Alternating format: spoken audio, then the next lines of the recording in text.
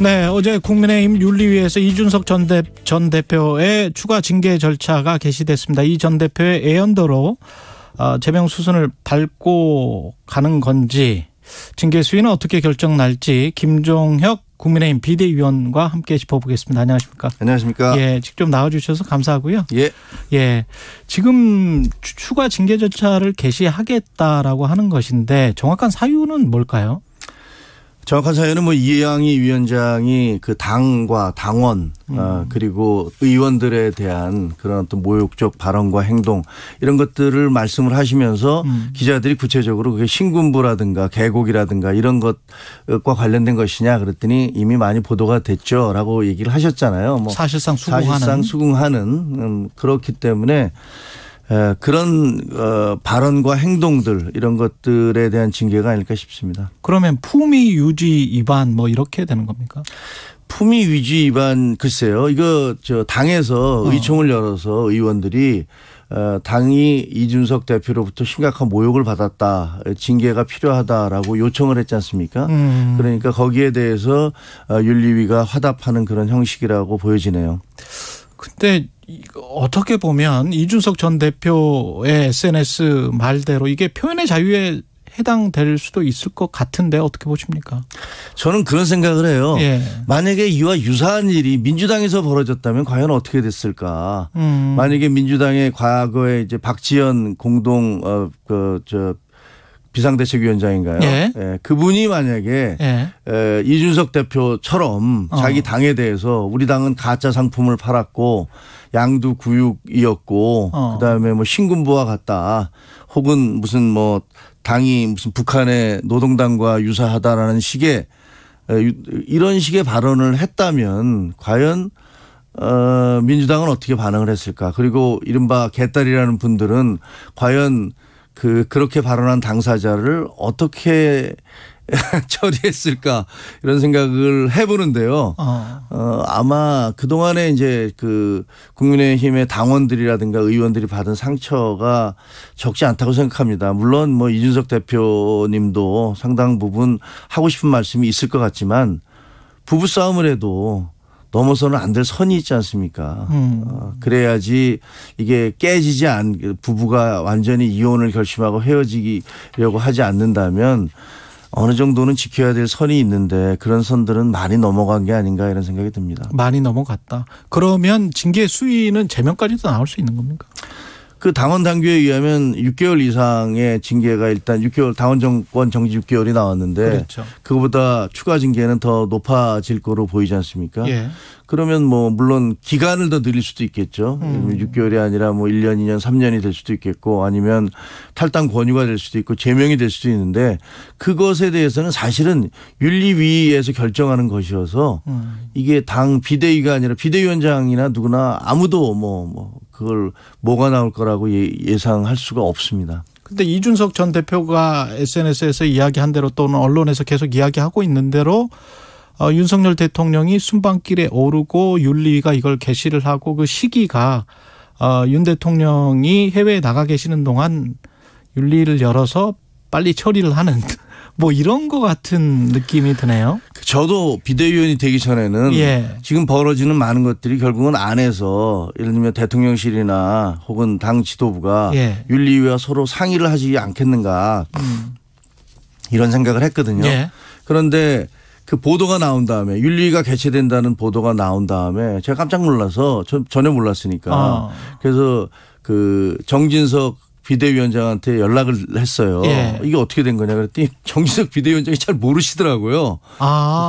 내가 확인을 해보겠다. 확인을 해서 알려주겠다. 비대위원장도 모르고 있었다. 한참 뒤에 알려왔어요. 그래서 이게 아마 이 징계 개시를 위해서 회의를 열겠다는 것 같다.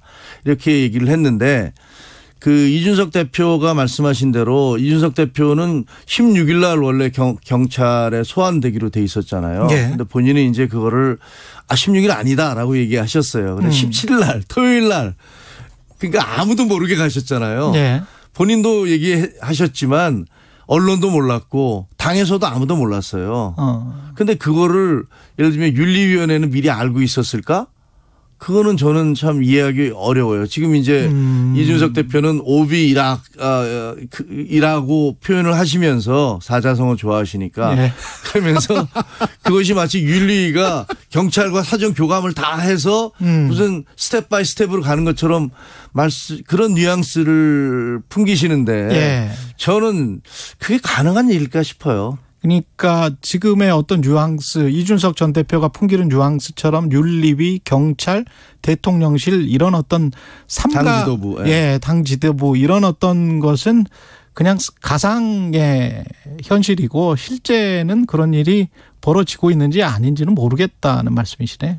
제가 와서 놀란 건 그 윤리위가 사실상 아웃 오브 컨트롤이라는 거예요. 뭐 영어 써서 죄송한데요. 예. 거의 통제가 안 된다. 통제뿐만이 아니라 예. 윤리위가 뭘 어떻게 하겠다는 것들을 당과 전혀 상의를 하지를 않아요. 이양희 위원장이 완전한 자율권이 있다.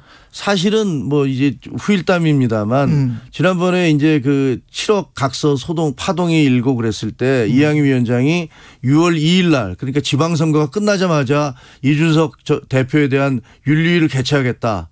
그 얘기가 났을 때 당이 발칵 뒤집혔었다고 그래요. 예. 아니 지금 지방선거를 치러야 되는데 당대표를 바로 선거 끝나자마자 윤리위를 개최하겠다면 어떻게 되느냐. 그래서 나중에 알고 보니 이제 그 김종인 위원장께서 전화가 안 됐는데 며칠 뒤에 연락이 돼서 그렇게 하면 안 된다.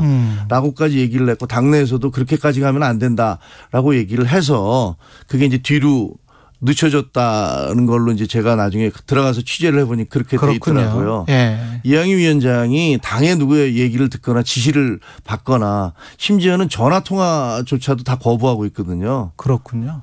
그러면 이준석 전 대표가 이야기하는 것처럼 무슨 독점관이 있어서 나가서 싸워서 일단 총탄을 맞아라. 예. 아니 저도 비대위원이지만 예. 누가 저한테 너 나가서 뭘 해라. 예.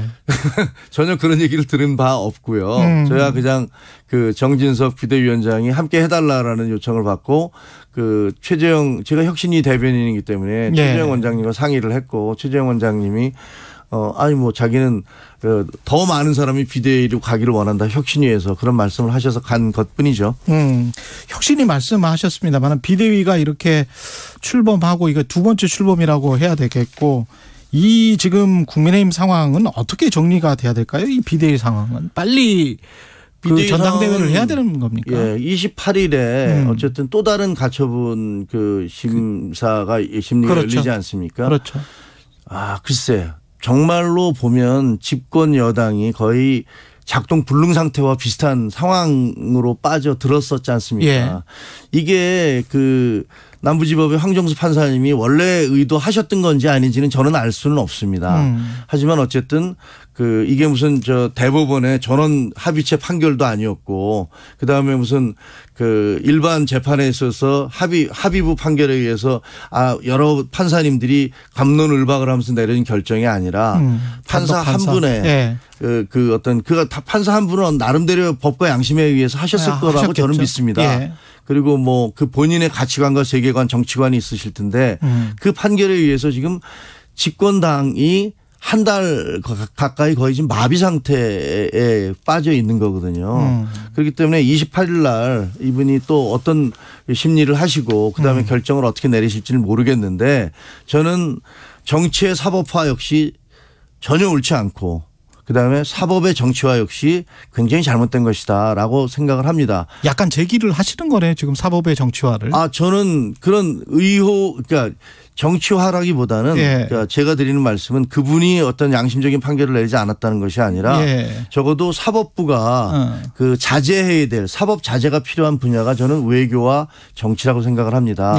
왜냐하면 법적으로만 따지면 문재인 대통령께서 북한에 가서 김정은 위원장과 함께 손을 들은 것은 국가보안법 위반이고 헌법상의 그 문제가 될 수가 있어요. 그러나 아무도 그것을 문제 삼지 않습니다. 그렇죠. 예. 그리고 마찬가지로 근데 헌법이 뭐 대통령의 평화 유지의 의무가 있으니까요. 하지만 남북 통일을 위한 또 노력을 해야 되고. 한반도와 부속 도서가 전부 다 대한민국 것이기 때문에 이적 단체입니다. 이적 단체의 수괴와 만난 거예요. 그렇지만 그럼에도 불구하고 우리는 유엔에 동시 가입이 돼 있어서 헌법과 모순되는 그렇죠. 상황이 발생하고 있거든요. 그렇죠. 그런 것들에 상황이죠. 대해서도 문제 삼지 않습니다. 예. 왜? 그것은 정치적인 행위이기 때문에. 예. 그리고 예를 들어서 선거를 치를 때 당대표를 50대 뭐 여론조사와 당원 50대 50으로 뽑는다. 100% 당원으로 뽑는다. 뭐 여러 가지 그 조건들이 있지 않습니까? 그거 바로바로 결정이 되거든요. 그렇죠. 그거에 대해서도 문제 삼지 않습니다. 왜? 누구든지 문제 삼아서 야 이것은 비민주적이야. 말이 안 돼. 라고 제기할 수도 있어요. 왜 여론조사를 해? 당원도 아닌 사람이 우리 당원을 뽑는데. 더구나 50대 50이 말이 돼? 이렇게 제기할 수도 있습니다. 시민사회의 영역이고 정치의 영역이다 그 말씀을 그렇죠. 하시는 거죠. 그것은 제가 보기에는 외교나 정치 부분에 대해서 사법은 자제해야 되는데 사법이 계속 개입을 하게 될 경우에 이게 법적 판단이라고 본인은 생각을 하시지만 사실은 그 법을 넘어서서 정치적인 결단을 내리는 부분들인데 이런 부분들을 사법이 개입하기 시작하다가는 뒤죽박죽이 되는 이런 상황이 오거든요. 예. 만약에 이번에 또 그 28일에 그 가처분을 받아들여서 그러면 이제 오늘이 이제 원내대표가 뽑힙니다. 누가 뽑힐지 알 수 없습니다. 만약에 주호영 전 비대위원장이 뽑힌다면 예. 비대위원이 해산되고 주호영 전 비대위원장이 다시 그 권한을 대행하게 되는 그렇게 되죠. 또다시 도돌이표가 되는 주호영 비대위가 해산된 다음에 다른 비대위가 만들어졌는데 그 비대위는 또 해산되고 다시 주호영 체제로 돌아가는 이런 도돌이표적 상황이 이루어지게 되는 거거든요. 이것이 과연 그때 당시에 판사님께서 결정을 하시면서 이런 식의 혼란과 반복과 이런 것들을 계산하셨는지는 제가 알 수가 없습니다만 결론적으로 얘기하면 당은 지금 사법의 적극적인 개입에 의해서 상당히 작동 불능 상태가 된 것은 맞습니다. 여기까지 듣겠습니다. 오늘 좀 영빈관이랄지 여러 가지 말씀을 좀 들어보려고 했는데 시간이 좀 부족하네요. 좀 아쉽습니다. 자주 나와 주십시오. 네, 알겠습니다. 예, 국민의힘 김종혁 비대위원이었습니다. 고맙습니다. 고맙습니다. 예, KBS 1라디오 최경영의 최강시사 1부는 여기까지고요. 잠시 후 2부에서는 박지원 전 국정원장 만나봅니다.